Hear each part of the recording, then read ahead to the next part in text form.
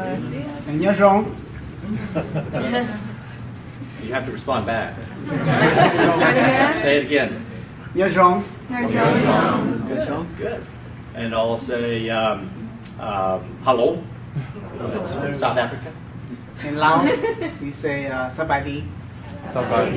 And then in Thailand, it's similar. Sabadi.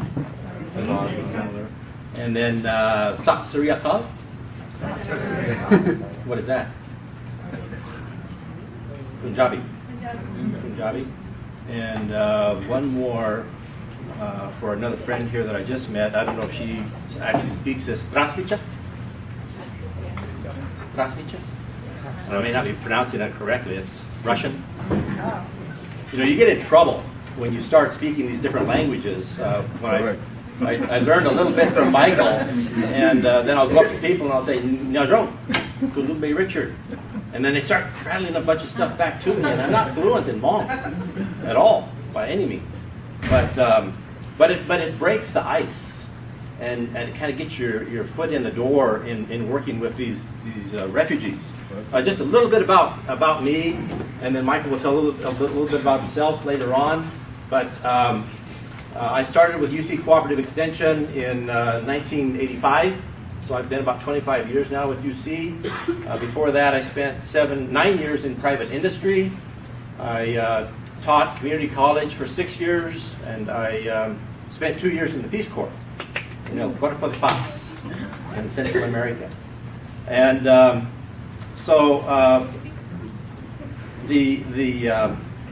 the program that Michael and I are working with in Fresno County, maybe we're pioneers. I hope we're not stick in the mud kind of people, because we're learning.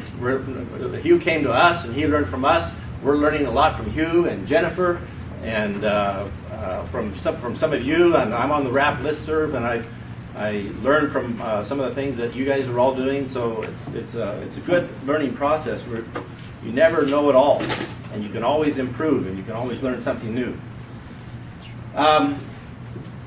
So let's go through a little presentation here. So Fresno County is in the central part of the San Joaquin Valley. We're not working statewide in California that much, although Michael and I are both on the small farm program committee, or a group of advisors, and down here in San Diego is Ramiro Lobo, and he works again with Cooperative Extension Service, and he's maybe working with I don't know if he's working with Ellie and the people down here or not, but we work primarily in Fresno County. And UC Cooperative Extension is in all the states. Some states have a bigger program than other states. Ours is through UC Davis, and so both Michael and I are paid by the state, which is good and is bad, because California is not doing very well with its budget, and neither is Fresno. And that's what Cooperative Extension is all about. It's working with the county government, the state government, and the federal government. And so we're kind of impacted by all these different governments, and I don't necessarily like government that much. Small farms in California comprise about 85% of all the farms. Small farm. Now, what's a small farm? One that grosses less than $250,000, or $1,000 to $250,000. Doesn't mean a whole lot. It's just a USDA definition. And Michael and I both work with bigger farms and a lot of very small farms. So large farms are only about 15% that are grossing over that $250,000. And Michael and I work with all farmers, all small farmers, not just the refugee farmers. So our program is pretty big. We're working with the Hispanic farmers, so I get to use my Spanish. We're working with the African American farmers. There's a group there, a cooperative of African American farmers. When the Russians first came from Kazakhstan and from Russia, we were working with them, and they were growing this. Well, I'll show you some pictures, but they were growing this Uzbek melon, which is good, huh? Very good. From Uzbekistan, and there was a big to-do about the Kazakhstan people there, and there was a murder, and they went out of business. but I saved some seed. And so I have some of their seed. And it's the best tasting melon ever. A little bit about the people in Fresno County and California. We've got about 6,000 farms in Fresno County, and about 4,000, a little over 4,000 are small farms. So that big, again, that big majority are small farms. And then we're working with a lot of Hispanics in Fresno, a lot of Southeast Asians, and this all comes from the Ag Census, and the Ag Census is just so-so. But at least it gives us a way to compare in California and within the counties and between the different states. And then in a pie chart, what the diversity looks like. The big groups that Michael and I work with are the Hispanics and the Asian. Michael works mostly with the Asians. He's got enough to do just with the Asian, actually just with the Hmong. But you're going to hear some more from Michael in a minute. In Fresno County, most of the Asians are Hmong. So I was on the phone with somebody yesterday that was interviewing me, and he said, "Richard, tell me a little bit about the Hmong." And I said, "Well, the H is silent." He said, "I know, but I like to get attention, and so I'll call them the Hmong." But the H is silent. But we've got about 62% of all the Asian farmers, especially the vegetable farmers in Fresno, are Hmong. And they're not just in Fresno, they're scattered all over, and they're not just in California, they're scattered all over in your states as well.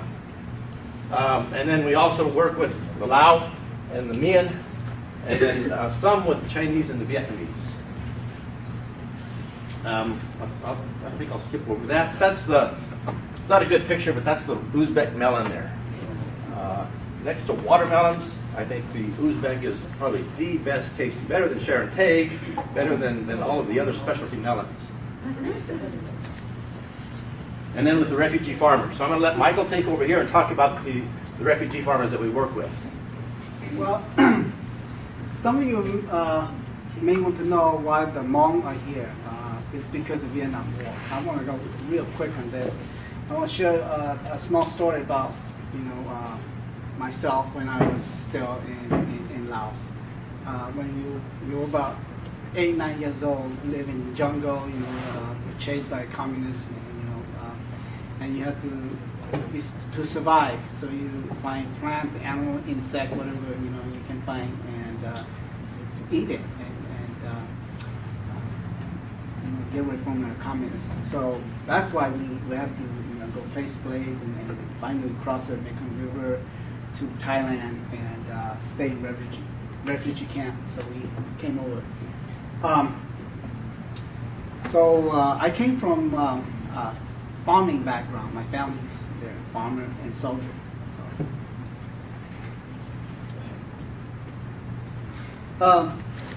Southeast Asian crops. There's more, close to 100, more than 100 crops. So there's just some of the crops that we grow in our area.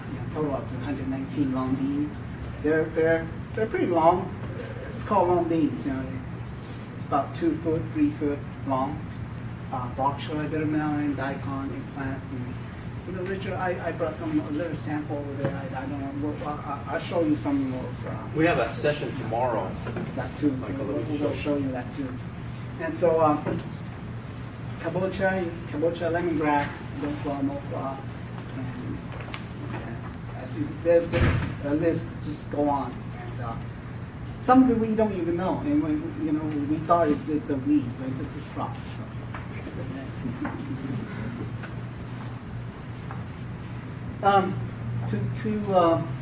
Ways to get to because the refugee, the different groups who have culture. You have to have someone that understands culture, speak the language.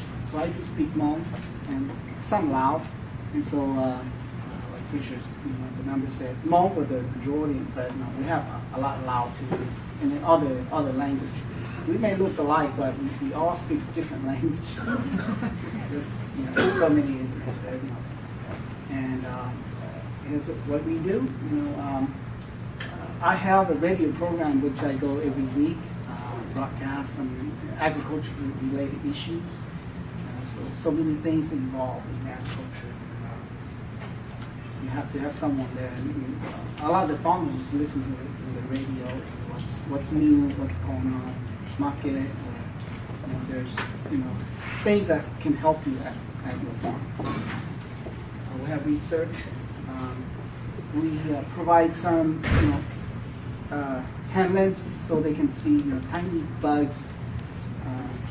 Okay, here's some. We didn't have a lot left over, but we can. Out at the pass them farm, around. sometimes they have problems. They don't know what it is, so they call us. We go over there and we look at it. Oh, this is spidey mites. Oh, this is thrips. And it's just so tiny. Maybe most of you know what spidey mites is. They're the size of a dust. You can't see with your eye, but with this, they go, oh, there's a bug right there. It just. And then they keep coming in, and we've been giving these away, and, so you can see.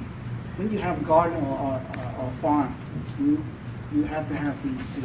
And they've got our phone number on there, and an IPM, and a little. This is a ladybug, yeah. And so it gives us an opportunity to introduce our program. We give a free gift, and then it introduces our program, and then a phone number that they can call us back on. And these are about 60 cents each. And then there's also, we're producing some DVDs.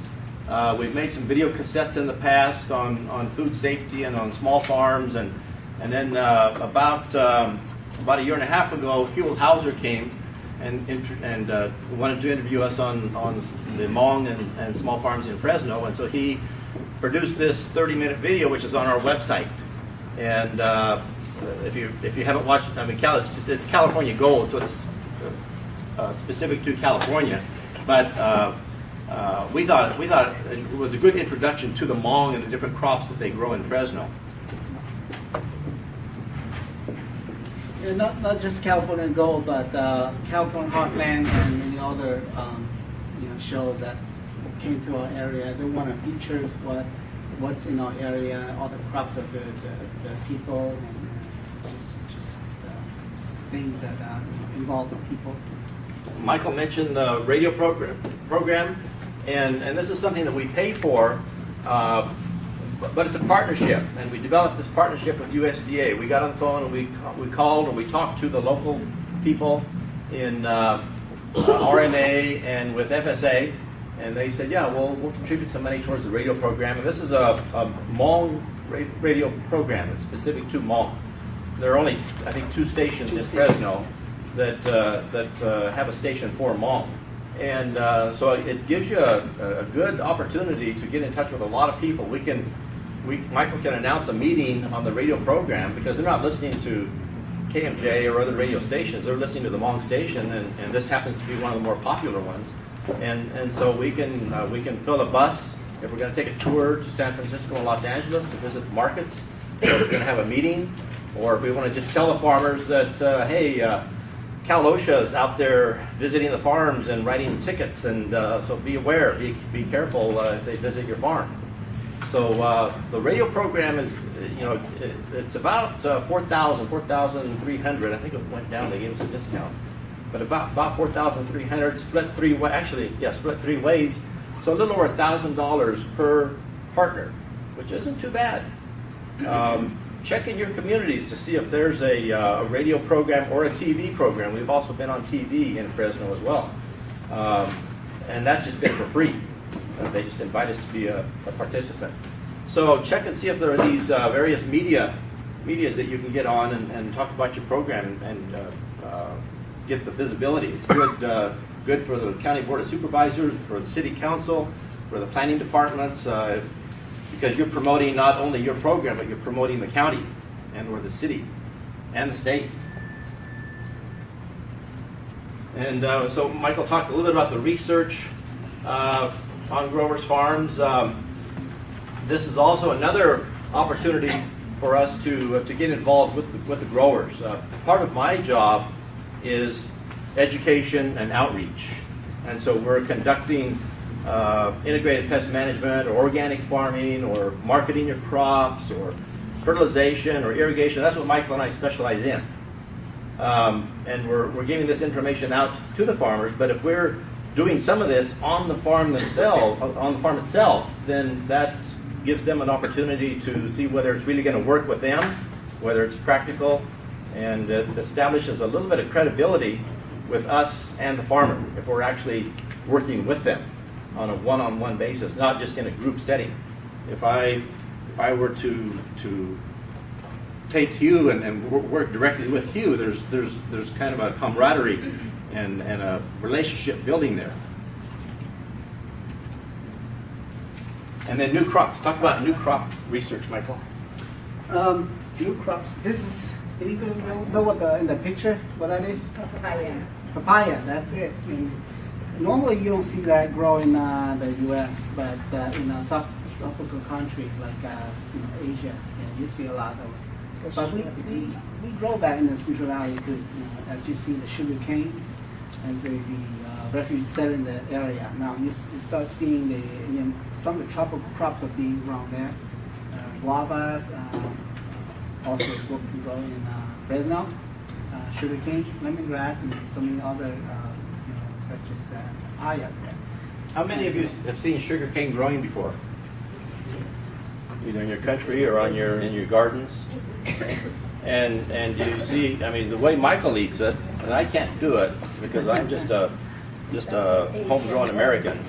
But he'll cut it below the node here, and then he'll start peeling it with his teeth, peel back the outside, and then take a knife, or actually he likes to use a machete, bigger knife, and cut off little chunks and then pass it out to the people. But he uses his teeth to peel it.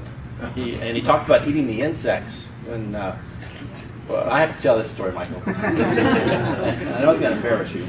So Michael and I go to Thailand and Laos, and we visit his homeland and country, and I think your wife visited a refugee camp in Thailand. And Michael had always talked about eating these bugs when he was making his way through the jungles of Laos to Thailand and crossing the Mekong River to freedom in Thailand. And all these bugs and everything, and so we're in Laos, and I said, Michael, so let's see you eat some bugs. There were termite mounds that they took us to, and then there were bugs being sold in the marketplaces, and he waited and he waited. He didn't eat any until we got ready to leave Thailand, and then we went to a market, and there were about 3 or 4 different insects. Most of them dead. I think they were all dead. That's correct. And a few French fried. And so he finally did eat them, but that was his way of growing up, though, in Laos. And do you want to tell that little story about your mom and carrying you out? Do you mind? Sure.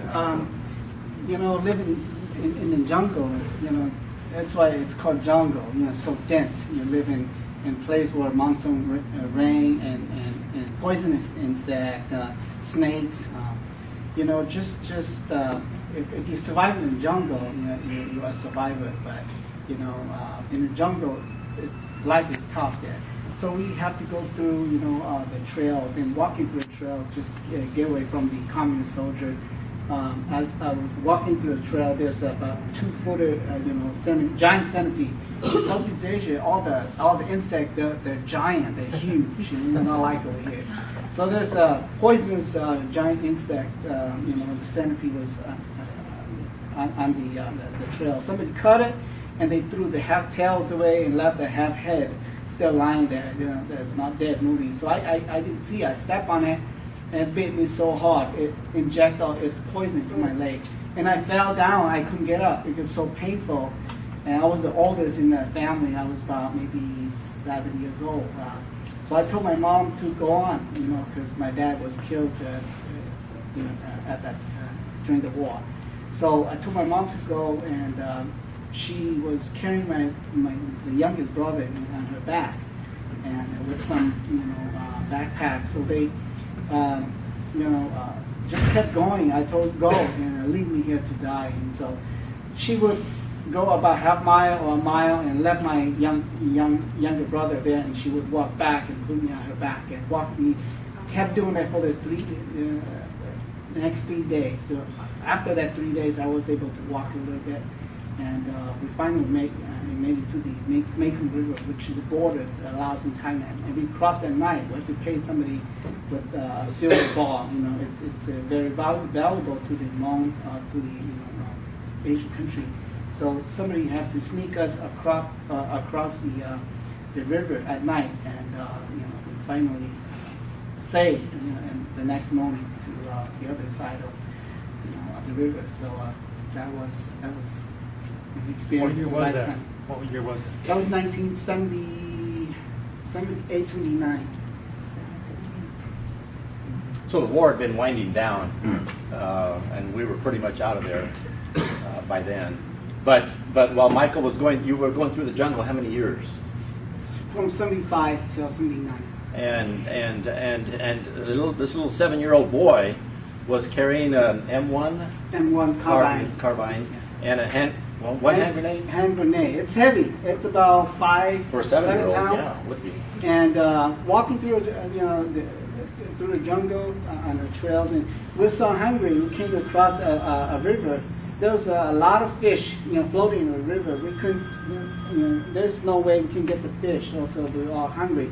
And my uncle said, "Give me a grenade." I goes, "No way. The grenades save you when you get captured by communist soldier is to use it, and everybody up, at that time." So I go, "I don't want to use a grenade. It's for protection." So my uncle said, "Give me. We're hungry. We need food." So I hand him the grenade, and he pulled the pins and he tossed it in the river. And about 3, 4, 5 seconds later, it exploded. And then soon after that, all the fish floating. So I was happy and collect all the fish, and we had the fish for dinner. And I was happy, but then at the same time I was sad because I lost a grenade. But you still had your rifle, you have which was taller than you. Yeah, the rifle. M1 carbine, it's a shorter version of World War II, but M16 is a little bit longer, heavier, so I could carry on the M1 carbine they used in World War II. So I still remember that when I came to the U.S. for the last year, the next 10 years, I was still having nightmare and dream about it. Wake up sometime, you're sweating, it feels like you're in the jungle, but you're in a different country. And now in the last, for 30 years now, I never dream about it. It's like when you dream about it, you're in a paradise or in Disneyland or something. It's like, wow, it's a lifetime experience. So a lot of you, some of you may be refugees and have similar kinds of stories.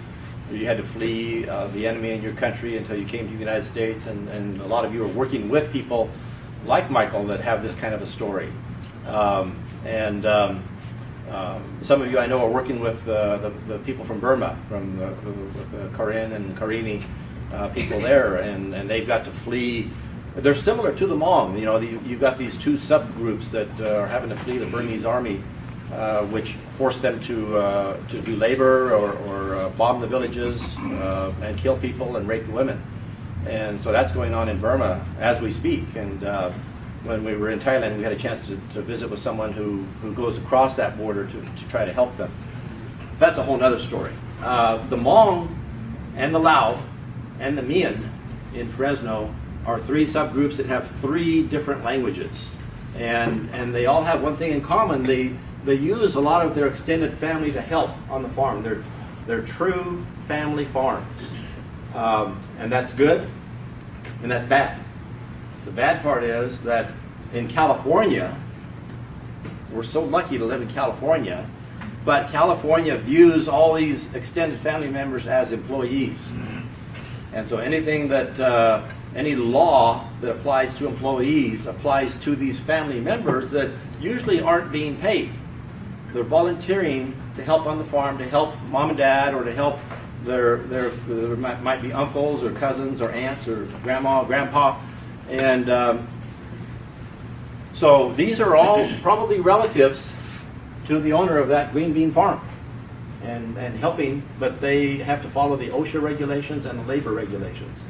So that's specific to California. And I didn't want to get too specific just to California, but the feds and that labor department is starting to crack down also.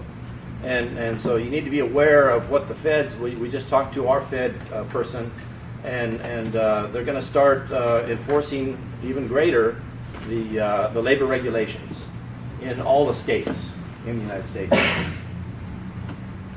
Hmong farmer profile.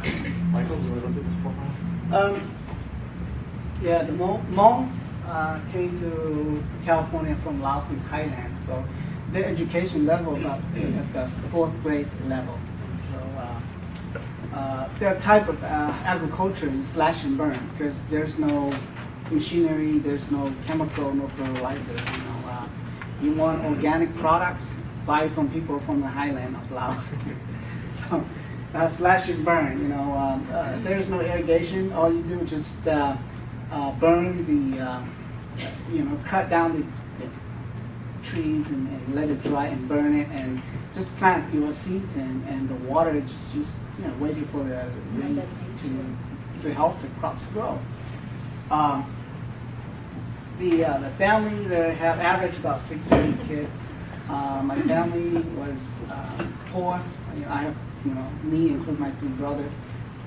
How big is your family? Well, right now my family, I have 4 girls and 3 boys now, so that's the average. 2 of them just recently married. Yes. So their average income, with the family, about 20,000. Of course, we use the family to help each other out, even here. So.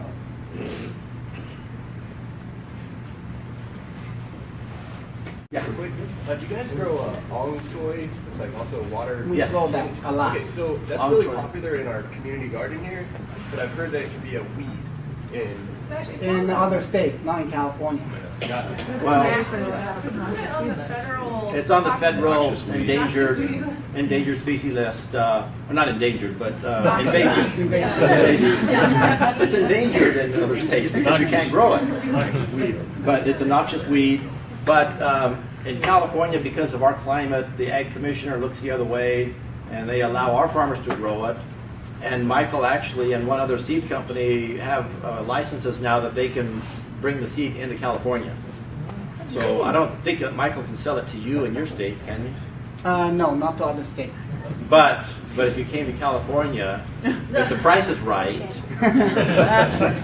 What about just becoming a weed in the community garden? It's not going to be because right now the weather like this, it's not going to grow. It's all be killed. even in the hoop house, Yeah. it still doesn't. It'll survive, but Yeah. it will not grow. Yeah. Is it because it's too cold? Yes. I'm But sure in Florida, like warm weather. in Florida, it gets in the waterways and it continues growing and blocks and clogs the waterways in Florida. So it's a problem there, and could be a problem in other states. But in North Carolina, I would think that that it would be fine. In Minnesota and Michigan, I would think it would be fine. But you're not gonna get fined or, I just saw like federal noxious weed. Well, our Ag Commissioner looks the other way, and the federal government doesn't have enough manpower to come down and inspect us. Have you done that, Ralph? We have. Regarding sugar I cane, saw that on the. do you use only for chewing purposes or also do you use for sugarcane juice? Mostly we sell CNH. No, I'm just kidding. No, we don't sell it. It's mostly for chewing. Right, Michael? Yeah, it's for fresh trees. And how about the byproducts such as leaves and the peeling of? Yeah, you can get stock like that, or you can, in our area, they would pour it and cut it in pieces, and you put it in bag. You just buy and chew it. Or they have machine. You can you just want to drink the juice. They stuff in the machine and the cups under it and collect the juice and just drink it. But we don't have any of those in California yet. Not too many. But, well, I don't think we have any. We have a few, but That actually juice it. yeah, they juice it. When they were in Thailand, they were doing that. And that was real popular. I'd like to get some farmers to start doing that. You can package and sell it in the markets Yeah. too, right? That would attract so much attention at a farmer's market. But then it's value added, then you got the health department coming in, so you gotta get jump through all those hoops. There's also zero waste. I mean, you can take all the byproducts when you finish with it and compost it. It's very Right, right, exactly. Let's move on. We'll have some time at the end, I think, for questions as well. In 1998, we started a small farm resource network, a group of different agencies and committees, about 40 different agencies. USDA was part of it, Valley Air Pollution, the Mosquito Abatement District, all the nonprofits and CDOs were part of it. So we had over 40 different agencies, and we would meet quarterly. And all of this was to anyone that had any trainings or anything to do with small farmers, not just refugees, but the focus was refugees, met. And we talked about various things. We shared what we were all doing so that we wouldn't overlap programs. We talked about collaborating together. It was and is still a good thing, I think, to get started in other communities as well, so that you don't have to reinvent the wheel, and you can make your training more potent and more effective to the groups that you're working with. But in 2006, we developed this list, which I think you all have a copy of it now, of the various issues and challenges that the small farmers face. And it's prioritized or ranked at the top are the most important. And so we had those top things identified. The top 8 was marketing. And I think this is something that you and I might be talking about later on when we're trying to change from community gardens to an independent farmer. But marketing is huge, huge. You just can't survive if you don't have a good market and decide where you're going. And then the alternative crops, trying to figure out what crops to grow, and so that you're not all planting the same thing. If you had a co-op, then that would be great, and you could divide it up and say, okay, you plant this many acres of lemongrass and you plant this many acres of sugarcane. But no, if you don't have a co-op, everybody wants to plant the lemongrass in case the price is good. And so you've got 150 acres of lemongrass, and the price is $4 a box or less. And then Michael and I do a lot of pest management work. We have probably 20 different workshops every year just for the Hmong and Lao. And then fourth on that list of priorities impacting the small farmers were the labor requirements. Remember, this is California. So the labor was huge. They come down and they make unannounced visits on the farms. They call them sweeps. And they'll visit you and they'll say, let me see your workers' compensation insurance policy. Do you have one? No. You don't? Okay. And all these 15 people out here working, or you're the owner of the farm? Sure. So there's 15, so that's $15,000, right? No, it's More. $20,000 now. It's This year about 1,500 per person. $1,500 per person. Last year So only. you automatically have a fine. Now, do you have wage statements for them? No. Oh, that's more money. That's probably another $800,000 per person. And so it goes on and on and on. One of those looks like they're younger than 18 or 16. And so there's child labor laws, and it goes on. And they harass the farmers. And this is someone that doesn't speak very much English, limited English. And one of the ladies, when she told us what happened, was in tears. She said, I didn't know what they wanted. They came in and said, I want to see your water. This was OSHA. And OSHA is asking about your water, your drinking water for the people. Well, she thought they wanted a drink, so she gave them a drink. And this person, with a sidearm, to make it even scarier, handed him a cup of water. No, I don't want a drink of water. I want to see your drinking water for your employees.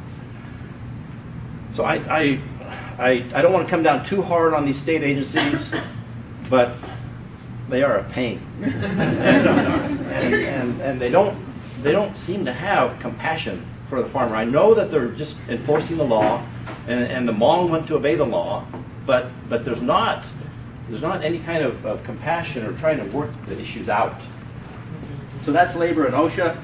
And then the disaster assistance, we've been working with Farm Service Agency and other groups to make sure that, and insurance companies to know that they, what kind of disaster assistance is available to them through the USDA and others. Getting started farming, and then food safety. Food safety started big with us about 5 years ago, and we'll talk some more about food safety, and maybe at one of the tabletop discussions, some food safety. So this is a Hmong farm that's about 5 acres in size. We can identify a refugee farm by these little wooden shacks. Every refugee farm in Fresno has a little shack, and they don't share. Each one is independent. They might be on a 20-acre block, and there might be 20 little wooden shacks, each one farming an acre, but that's a separate Hmong farm. and they market independently. They might be related, they might be family, but they're marketing independently and they're totally separate. So we had an employee that we hired about 3 years ago, go section by section, mile by mile in Fresno County to count, or well, preferably to talk to and get names of all the different people farming in Fresno County that had these shacks. So that's where we got our list of 1,300 plus refugee farmers.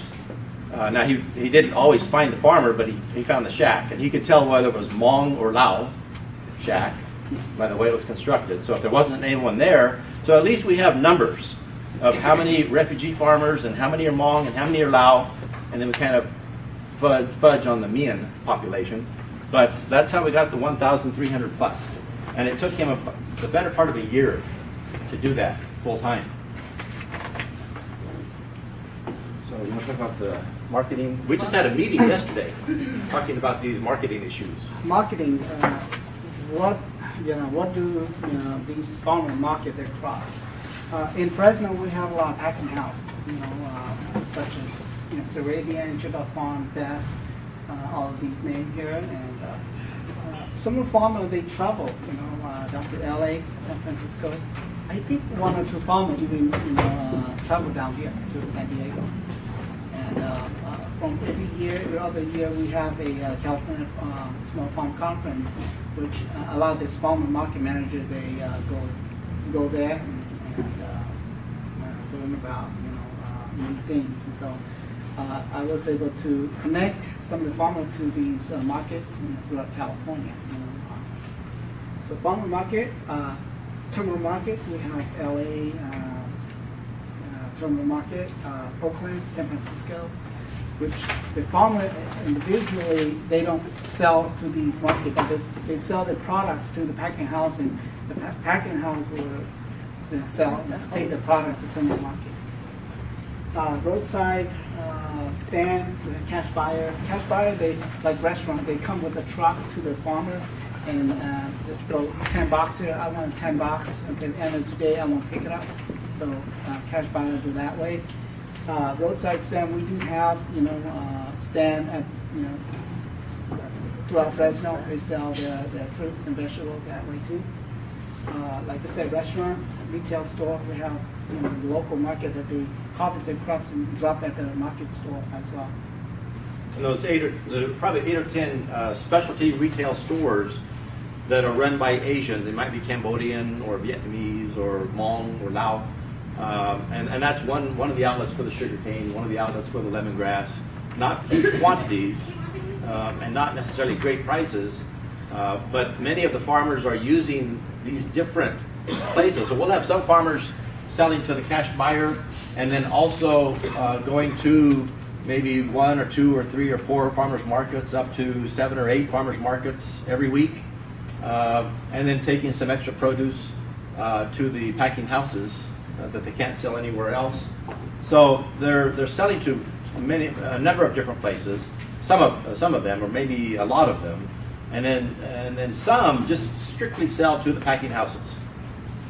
So it's varied. It's all over the board where they're marketing their crops. But marketing is big, a big issue, and we've tried forming aggregators. We've tried forming co-ops. The co-ops don't work. We brought in aggregators from the Community Alliance for Family Farmers, the Growers Collaborative, to help organize them, and we've brought down chefs from San Francisco and Oakland. Gus Schumacher was involved in that, and we've had some successes, but it's just really difficult. Language is a big problem. They don't really want to go out and visit to the Whole Foods or the Trader Joe's, the specialty stores themselves. Some are, but the majority, 1,300 of them, if we get a dozen of them willing to go out and visit with the stores, we're doing pretty good. Question? I have a couple of quick questions. The first one is about the restaurants. Could you tell us what kinds of restaurants mostly make up the restaurant customer base in terms of are those ethnically owned as well, or are they specialty farm to market, upscale type restaurants? They're ethnically owned. Okay. So it would be the Hmong a Hmong farmer, there's a Hmong farmer That owns store, that owns the restaurant, and then he's buying some of his product from the farmers in the area. Okay.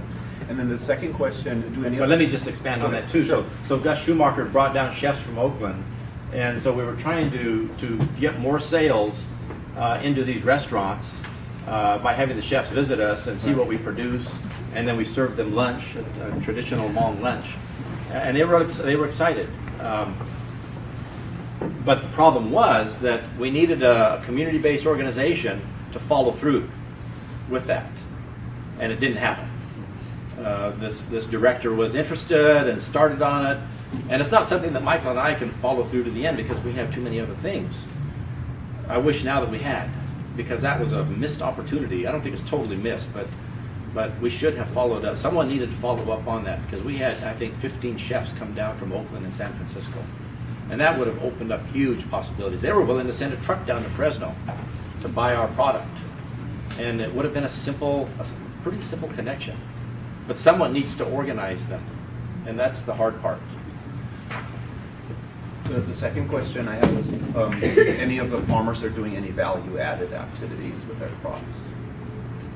Well, because the language is a problem, and value added, you have to have someone who understands. You can't just make crops available to the public with the value added.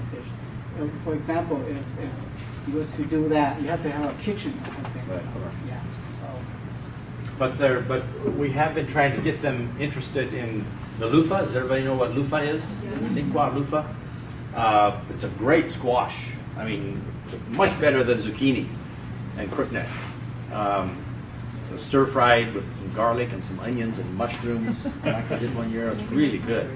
But if you let that loofah grow on the vine, on the trellis, until it matures, then it turns into this loofah sponge that you can buy at Rite Aid. So you've got this huge loofah that we bleach, and that would be a great value added. And we've actually done some of that and given them to the farmers to take to the farmers markets to sell.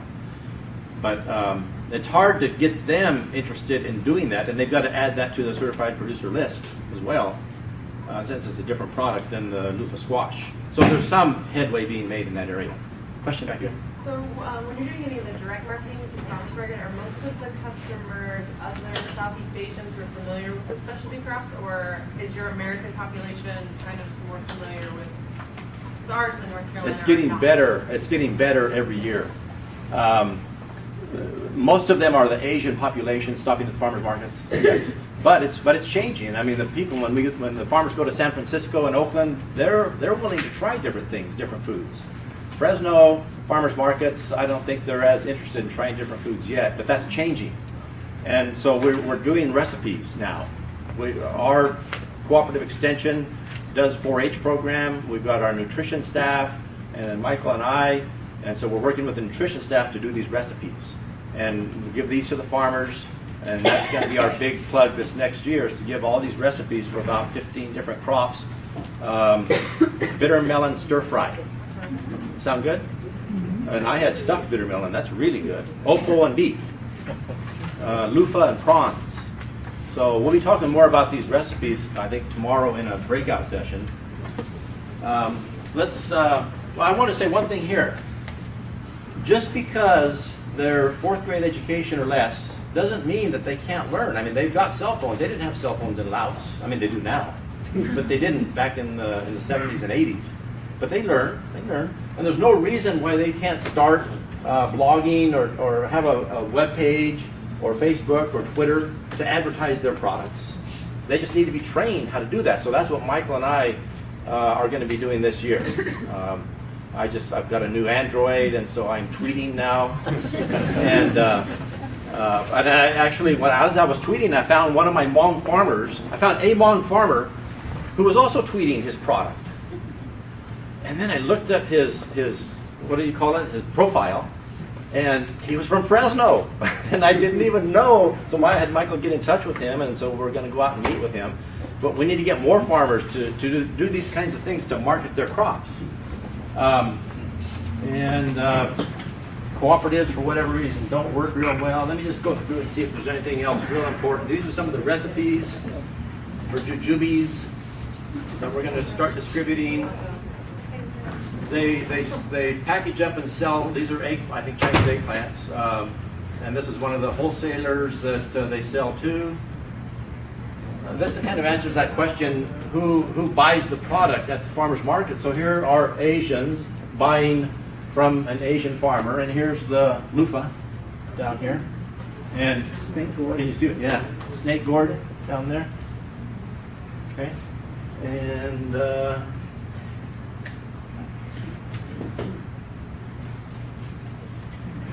they are expanding beyond just the traditional Hmong crops or Asian crops and starting to grow other crops like cherry tomatoes because there's a good market. So they're diversifying. And that's good because the market for lemongrass gets flooded. What kind of prices are they getting when they're selling back into those communities? If they're selling to Yeah, are they the getting- retail store, No, like at farmers markets when they're doing direct it sales. depends which farmer's market they're at.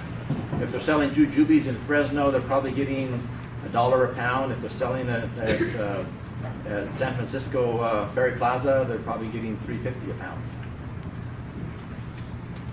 But in San Francisco, it's not their own population buying. Probably not, although some, the richer ones.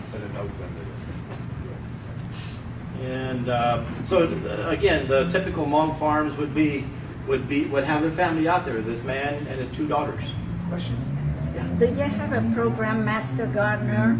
Yes, we have the Master Gardener program as well. Well, it's a nationwide program. Yeah. Yeah, so other cooperative extension offices would have that as well. And we work with them also. They're growing green beans. It's not Asian, but they're diversifying. They're growing a crop that they can make some money on. And these are all ladies. These are 30-pound boxes of beans. And these ladies are picking them up, putting them on their head, putting them on their back. They are hard workers, and when I'm driving to church on Sunday, I'll see them out in their fields working on Sunday. They're out there, sun up to sundown. And then food safety. We're going to talk some more about food safety later on, but if they're going to sell to restaurants, if they're going to sell to new stores, bigger chains, food safety is becoming a huge, huge issue. And we've got one of our packing houses that is now requiring them to have a food safety manual, a GAPS manual, and to be certified. Well, if that's Primus, that's at least $800. If it's with CDFA or some other organization, it might be $300. It's expensive. I mean, it doesn't sound like a lot to you and I, but to a Hmong farmer that's just struggling, $300 to $800 extra for certifying. But if you can't sell your product, you got to do it. So, do we have time for any more questions here? No? They're willing to forego lunch.